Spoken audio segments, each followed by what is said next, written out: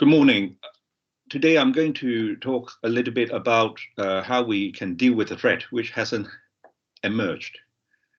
As you're attending this conference, I'm sure you're all interested in what quantum is and what quantum computers can do.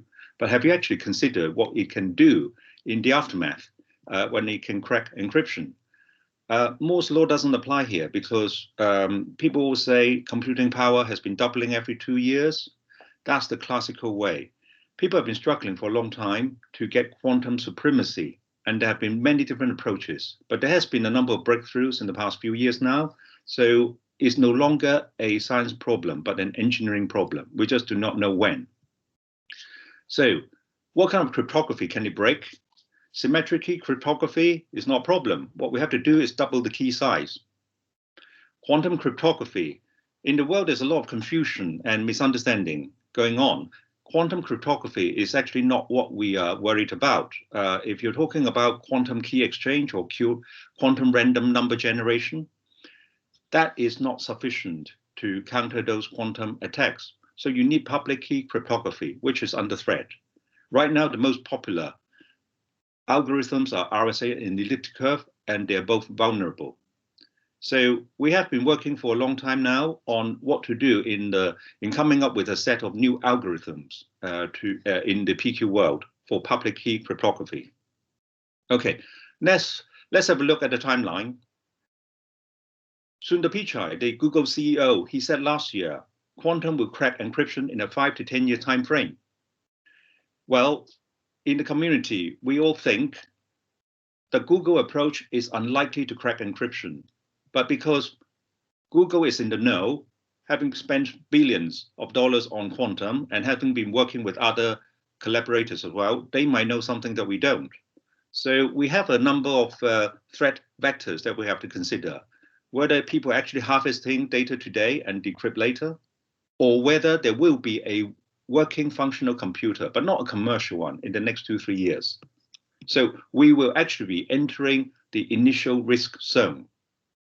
Okay, everyone is waiting for NIST to standardize finalize the standards in early 2022. And a lot of the enterprises we've been talking to, they say, oh, let's think about it later. But we will actually be entering the initial risk zone. And no one is clear about whether it should be like 10 to 20 years, 5 to 10 or whatever. But in the intelligence community, people are talking about less than 5 years. So what we have to do is to start future-proofing now. Okay, so who and what are affected? Is anything which has to do with public key cryptography? Any data you have to keep safe for another 5 years, or in national security, maybe 10, 20, 30 years? How about identity? How about the payments? How about our healthcare records? These records are going to stick with us for forever. So we have to keep them safe for a very long time. How about the heavy IP creators? That's also vulnerable as well. Okay, so how ready are we? Our previous speaker has talked about the NIST competition. I'm not going to expand on that anymore, but we are now in round 3. There are only 7 finalists left. And we all agree, because of the quantum threat, which will require a lot more processing power, there will not be just like one RSA as elegant as before. So there will be multiple algorithms which will be used. Okay, so now we have to think about the migration. It's going to take a long time, regardless of people saying. It's not like you switching off and on a light bulb and then everything will become PQ. We are all thinking that it will take 5, 10, even longer. 5, 10 years doesn't look like a long time frame, but in systems speak, you just need to do a lot of the audit, the migration, and the future proofing, optimization, testing, and so on. Okay, so what we have to do. There are a number of ways that we can start thinking on the migration. One is to practice crypto agility. We have to think about a hybridized approach on how to mix and match the current and the future protocols. And we have to think about the backward compatibility and interoperability. These are very, very important things, because you just cannot throw away what you have today and then hope something new will do everything tomorrow. Okay, now how do we bring this into the new world? It's a bit like car design. we have a lot of academics who will say, oh, if you mix air and petrol together, it causes combustion. That's wonderful. You can drive an engine. Well, if you ask them, like, can you now build a car? They say, oh, that's not our problem. Then you need an engineer to design the engine, but will it explode? Well, not sure about the safety. Then you need the security people to think, okay, now we're going to link it up and it's not going to blow up. It's going to drive the drivetrain. All the tires are going to be safe. And finally, you have to think about how to get through the emissions or and the crash regulations. So that's when you have a car which is available to be sold. Now, if we apply this to a PQC product, we can go through a very similar path. So the algos are the ones that everyone has been working on in academia by NIST and IETF and so on. And then we have software engineers who have to work on the usability, the optimization to make it commercially robust and useful. And then we have to think about the security. So the entire thing is not just based on the algorithm. We have to think about it end to end. And you do need people who look at the real world requirements and work backwards in order to come up with a product. Okay, now in terms of an ecosystem, I trained as a computer auditor more than 30 years ago.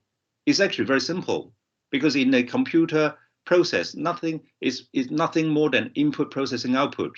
And then you get the transmission in middle to make sure it's secure. Okay, so how do we create this brand new quantum safe ecosystem? Well, obviously, authentication is your gateway. Identity is your gateway. If you get it wrong, you can forget about the rest.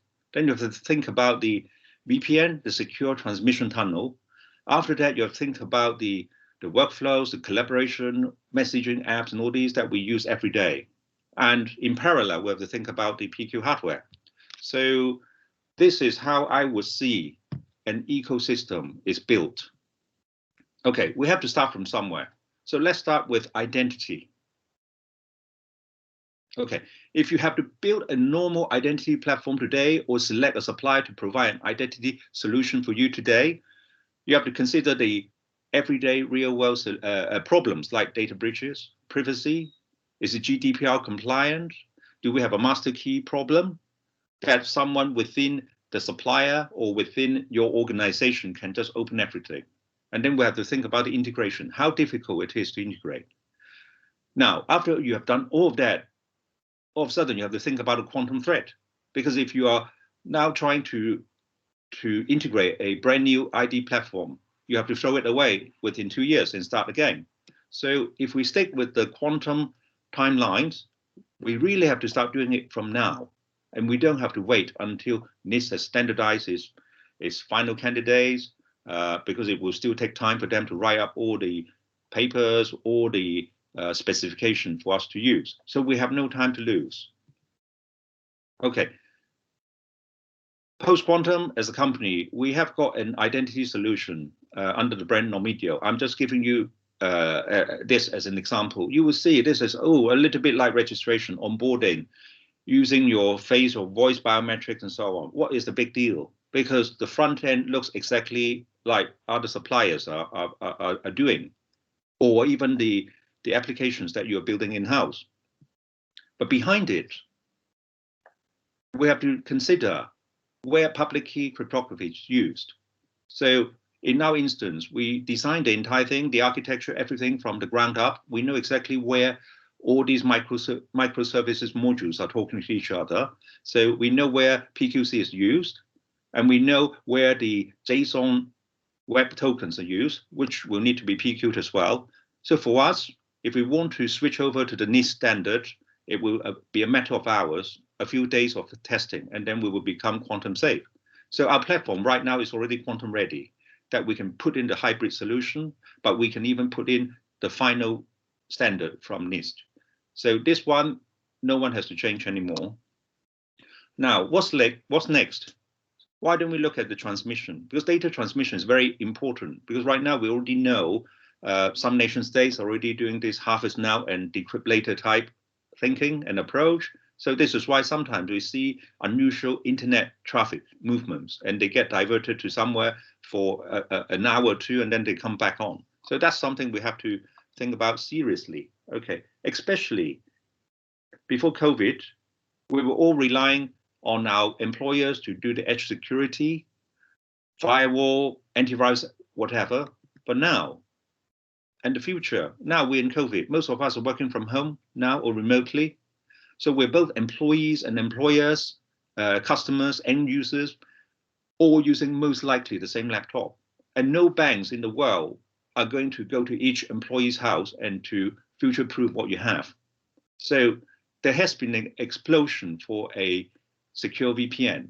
But if I do it now, why don't we consider a PQ secure VPN? Because otherwise you will still have to throw the current one away and get a new one.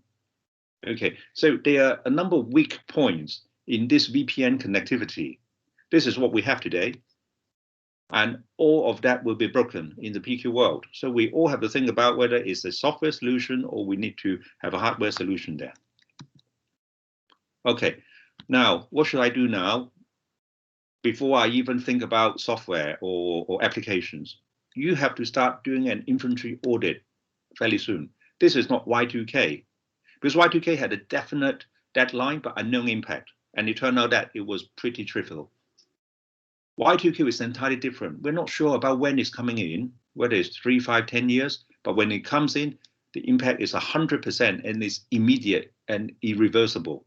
Okay, so here I've come up with several scenarios on what can happen.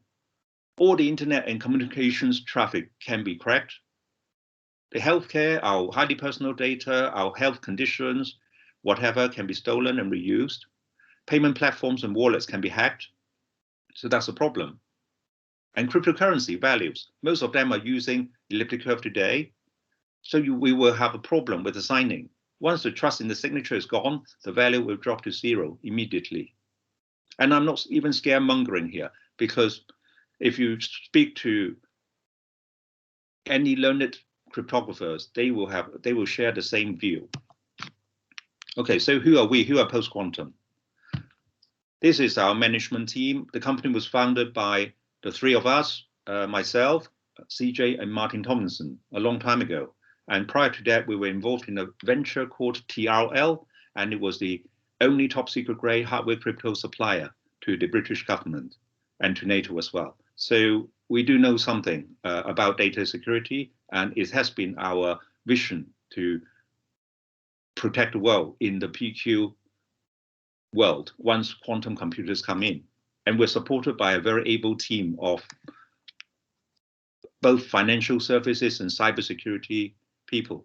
A little bit about our involvement in the standard settings. We've all been talking about the NIST competition. Our original submission has now been merged with Daniel Bernstein's, and Clarkson McLeese is now the only code-based finalist in round 3. That's the algorithm itself. But how about the protocol? Our original proposal to IETF, because they had a call out for a hybrid PQ VPN, and we submitted our original proposal, and after a few iterations, is now being standardized. So we have done a lot of R&D work, and now we are just in the process of commercializing a lot of these solutions, because it takes a long time and it requires an entirely different skill set between academic research and coming up with solutions which are usable and robust and cannot fail. Okay, just to summarize. Quantum supremacy is no longer a myth. It's no longer a science problem, but an engineering problem. And protection is actually critical, especially for systems and data you have to keep long term. Because now we see a lot of press articles talking about certain nation states maybe trying to do it, maybe harvesting the data and try to crack it later. These are not myths, and it's actually happening as we speak. Okay, so now, in order to start a smooth migration, I've given you a few pointers. Please start thinking about doing an inventory audit, talk to experts about the framework and how to implement it. ENISA and some of the other cyber security bodies, they've already come up with that kind of frameworks. And then practice crypto agility. I believe we have to address identity first. Without that, you can just forget about it. And then the next step is to migrate to a PQ VPN. So my colleagues are going to run a couple of workshops today to talk about identity as a case study, and another case study on how we migrate into the quantum world with several suggested use cases. So please come and visit the workshops, and thank you very much for your time. Okay.